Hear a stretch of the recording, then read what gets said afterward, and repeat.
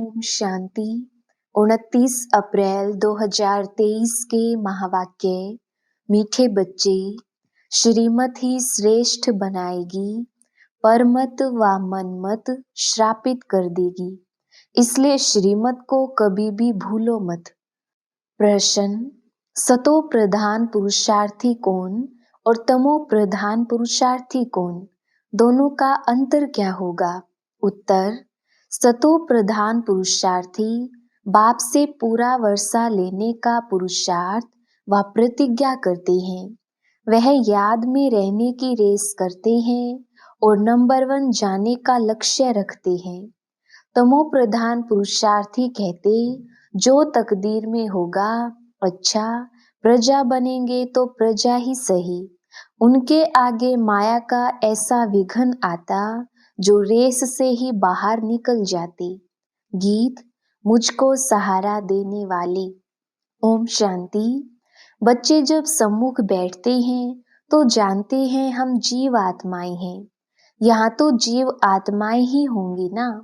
जब आत्मा को शरीर नहीं है तो नंगी है, उसे अशरीरी कहा जाता है। तुम तो शरीर सहित बैठे हो। आत्मा व परम आत्मा जब तक शरीर में ना आए तब तक बोल नहीं सकते।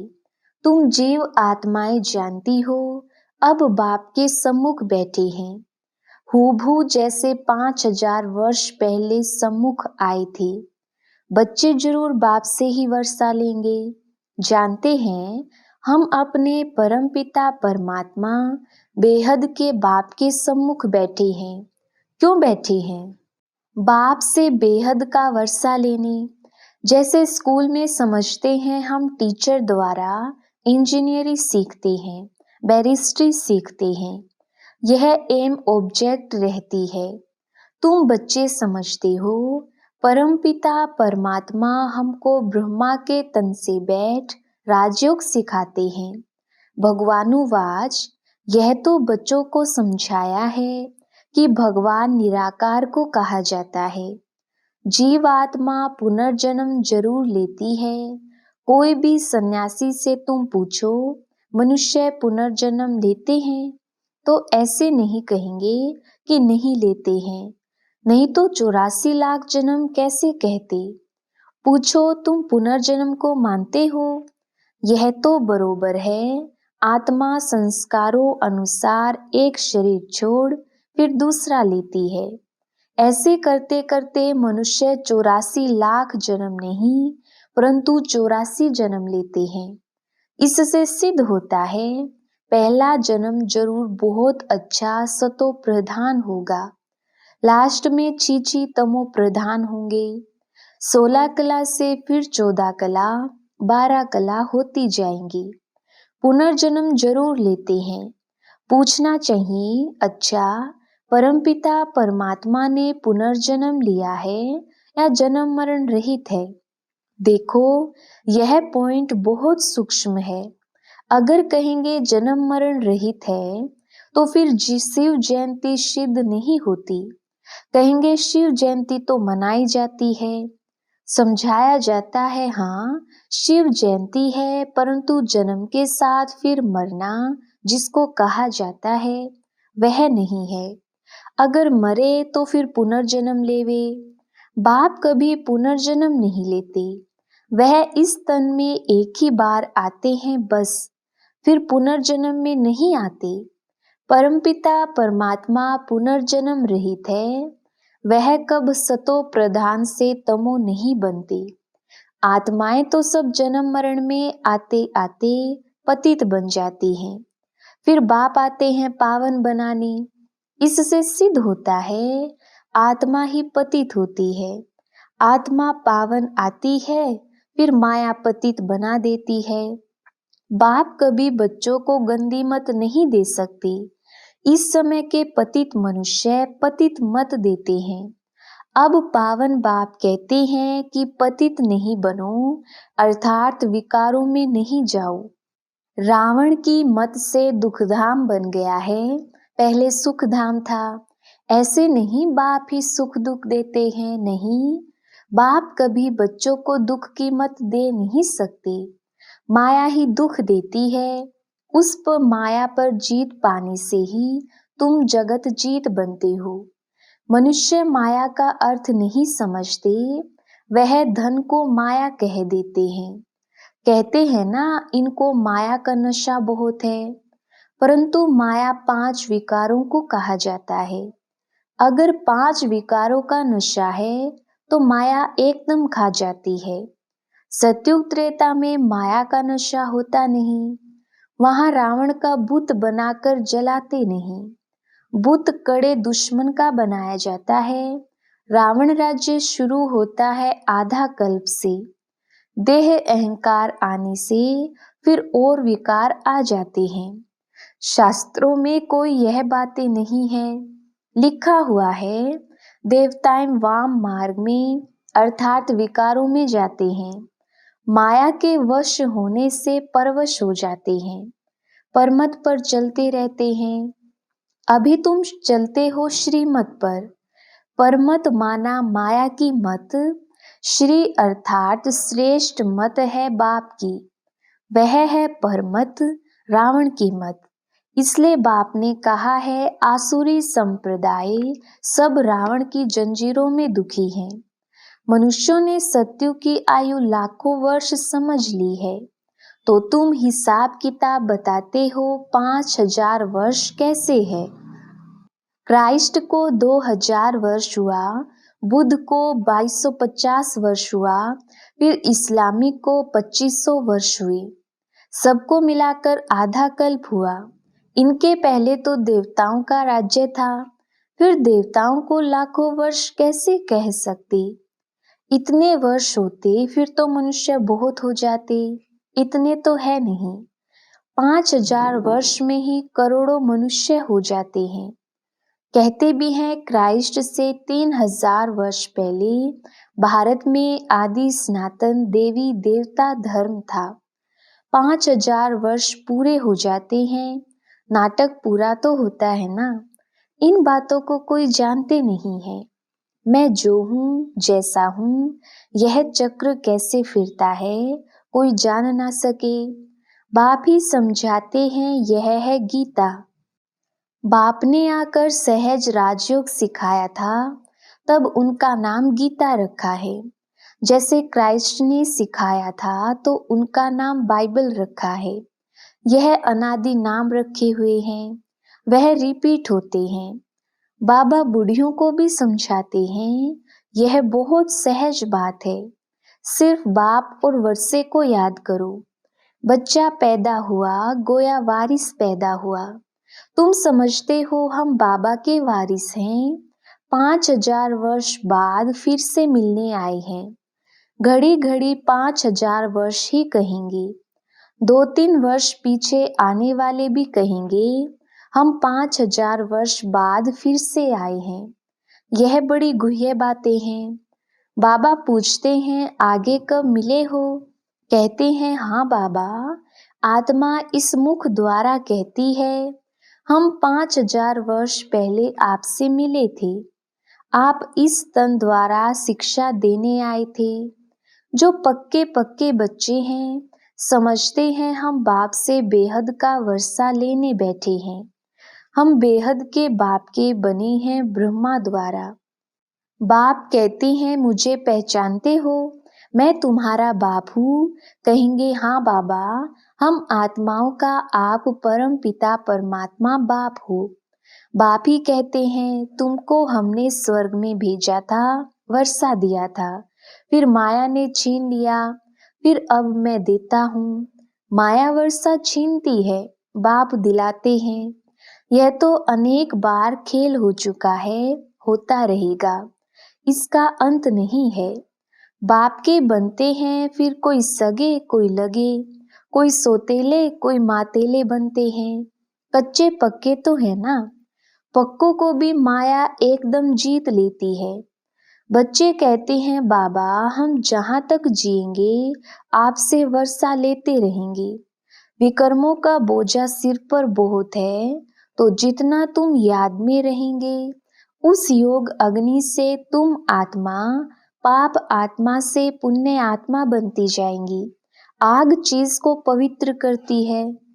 तुम्हारी है योग अग्नि, यह है बेहद का यज्ञ जो बेहद के सेठ ने रचा है। इतना समय कोई भी यज्ञ नहीं चलता, 5-7 रोज व 1 मास यज्ञ रचते हैं। तुम्हारा यज्ञ तो कितने वर्षों से चला आता है। बाप सुनाते ही रहते हैं, कहते हैं भूल मत जाना, सिर्फ मुझे याद करो तो तुम्हारा जन्म जन्मांतर के विकर्मों का बोझा कटता जाएगा। कोई सन्यासी विद्वान आदि को ऐसे कहने आएगा नहीं। भगवानुवाच, मुझ बाप को याद करो, जरूर आया हुआ है तब तो कहते हैं ना। बाप कहते हैं अब तुमको वापिस जाना है। तुम्हारी आत्मा इस समय बहुत पतित है। अब तुम जानते हो योग से हम पावन बनते जाएंगे। बाप कहते हैं ज्ञान अमृत पीकर पावन स्वर्ग का मालिक बनो। यह साजन तुम सब सजनियों को पावन बनाने आए हैं। कहते हैं मुझे निरंतर याद करो। तुम्हारी ही प्रतिज्ञा है कि आप जब आएंगे तो और संग तोड़ तुम संग जोड़ेंगे, तुम पर वारी जाएंगे। स्त्री पुरुष पर, पुरुष स्त्री पर बलिहार होते हैं। यहाँ है बाप पर बलिहार जाना। शादी में 1-2 पर बलिहार जाते हैं ना। अब बाप कहते हैं मनुष्य पर बलिहार नहीं जाना है। तुम्हारी प्रतिज्ञा है आप पर बलिहार जाएंगे, आप हमारे पर बलिहार होना। बाप कहते हैं तुम बलिहार जाओ तो 21 जन्म तुमको सदा सुखी बना दूंगा। कितना भारी वर्षा है। अब बाप कहते हैं मैं तुमको वर अर्थात वर्षा देता हूँ। सिर्फ तुम निरंतर मुझे याद करो, श्रीमत से ही तुम श्रेष्ठ बनेंगे। यह भूलो मत। यह लक्ष्मी नारायण का चित्र भी घर में रख दो। हम बाप से फिर से वर्षा ले रहे हैं। बाप परमधाम से आया हुआ है, परंतु माया चील भी कम नहीं है, पंजा मार देती है। सबकी बात नहीं है, नंबरवार है। कोई तो एकदम भूल जाते हैं कि हम बाप से वर्षा लेते हैं। यहाँ बैठे हैं तो नशा चढ़ता है। यहाँ से बाहर निकला और भूला, फिर सुबह को रिफ्रेश होते हैं, फिर सारा दिन भूल जाते हैं। 4-5 वर्ष अच्छी सर्विस करने वाले भी आज देखो है नहीं। कुछ अवज्ञा की तो माया ने जोर से थप्पड़ मारा और चले गई। बाबा कह देते हैं बच्चे माया बहुत कड़ी है, अवज्ञा करने से माया एकदम गिरा देती है। इसलिए गाया जाता है चढ़े तो जाके प्रेम रस। देखते हो कैसे चकनाचूर हो जाते हैं। वैकुंठ में तो जरूर चलेंगे, परंतु पद तो नंबरवार है ना। भल वहां सब सुखी रहते हैं, फिर भी मर्तबे तो है ना। स्कूल में मर्तबा पाने लिए ही पुरुषार्थ करते हैं। ऐसे नहीं प्रजा ही सही, जो तकदीर में होगा। नहीं, इसको तमो प्रधान पुरुषार्थ कहा जाता है। सतो प्रधान उनको कहेंगे जो बाप से वर्षा लेने का पूरा पुरुषार्थ व प्रतिज्ञा करते हैं। यह गुड़ दौड़ है ना। सब नंबरवार तो नहीं जाएंगे। यह ह्यूमन रेस है। माया ऐसा विघन डालती है जो एकदम रेस से निकाल देती है। ह्यूमन रेस है। आत्मा कहती है हम बहुत दुखी हुए हैं, शरीर लेते लेते बहुत तंग हुए हैं। कहते हैं अब बाबा के पास जाएं। बाबा ने युक्ति तो बतलाई हुई ही है। बाबा हम आपकी याद में रहेंगे, जितना टाइम निकाल सको उतना अच्छा है। जैसे गवर्नमेंट की सर्विस में भी 8 घंटा रहते हैं ना, तो इसमें भी तो 8 घंटा रहो। सृष्टि को स्वर्ग बनाना कितनी भारी सर्विस है। सिर्फ बाप को याद करो और सुखधाम को याद करो। बस 8 घंटा सर्विस की तो पूरा वर्षा पाएंगे। ऐसे करते करते तुम्हारे विकर्म विनाश होंगे। 8 घंटा तुम इस सर्विस में दो, बाकी 16 घंटा तुम फ्री हो। जितना हो सके घड़ी घड़ी याद करो। याद तो कहाँ भी बैठे कर सकते हो। सबसे अच्छा टाइम तुमको सवेरे मिलेगा। सिंधी में कहते हैं सवेल सुमन सवेल उठन, सवेरे जल्दी सोना जल्दी सवेरे उठना। यह गुण मनुष्यों को बड़ा करता है। अज्ञानी लोग 8 घंटा नींद करते हैं। तुम्हारी नींद आधी होनी चाहिए, 4 घंटा नींद बस। कर्मयोगी हो ना। रात को 10 बजे सो जाओ, 2 बजे उठो। शिव बाबा को याद करो। 2 बजे नहीं उठ सकते तो 3 बजे उठो, 4 बजे उठो। वह फर्स्ट क्लास समय है। एकदम शांति रहती है, सभी अशरीरी बन जाते हैं। उस समय सन्नाटा बहुत होता है, जैसे कि मूल वतन हो जाता है। ऐसे लगता जैसे सब मरे पड़े हैं।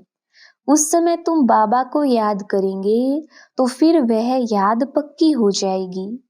अमृत वेले की याद अच्छा असर करती है। बाबा बहुत करके रात को जागते रहते हैं। स्थूल काम में आने से माथा भारी होता है। सूक्ष्म सर्विस में थकावट नहीं होती है। कमाई थोड़े ही थकाएगी, कमाई से तो खुशी होगी। तो सवेरे सवेरे उठकर याद करने से बड़ी कमाई है। अच्छा, मीठे मीठे सिकिलधे बच्चों प्रति माता पिता बाप दादा का याद प्यार और गुड मॉर्निंग। रूहानी बाप की रूहानी बच्चों को नमस्ते। हम रूहानी बच्चों की रूहानी बाप दादा को याद प्यार गुड मॉर्निंग और नमस्ते जी। धारणा के लिए मुख्य सार। पहला पॉइंट, सवेरे अमृत वेले उठ अशरीरी बन बाप को याद करने का अभ्यास करना है। पूरा वर्षा लेने के लिए याद की रेस करनी है। कम से कम 8 घंटा याद जरूर करना है। दूसरा पॉइंट, एक बाप पर पूरा बलिहार जाना है। पर मत व मन मत पर ना चल, एक बाप की श्रेष्ठ मत पर चलना है। वरदान, रूहानी एक्सरसाइज द्वारा वेट बोझ को समाप्त करने वाले समान और समीप भव। विस्तार, रूहानी एक्सरसाइज अर्थात अभी अभी निराकारी, अभी अभी अव्यक्त फरिश्ता, अभी अभी साकारी कर्मयोगी, अभी अभी विश्व सेवाधारी। ऐसी एक्सरसाइज रोज करो तो व्यर्थ का जो बोझ है वो समाप्त हो जाएगा। जब बोझ समाप्त हो, माशूक समान डबल लाइट बनो, तब जोड़ी अच्छी लगेगी। यदि माशूक हल्का हो और आशिक भारी हो तो जोड़ी अच्छी नहीं लगेगी। रूहानी माशूक आशिकों को कहते हैं समान बनो, समीप बनो। स्लोगन, अपने जीवन रूपी गुलदस्ते द्वारा दिव्यता की खुशबू फैलाना ही गुण मूर्त बनना है। अच्छा, ओम शांति।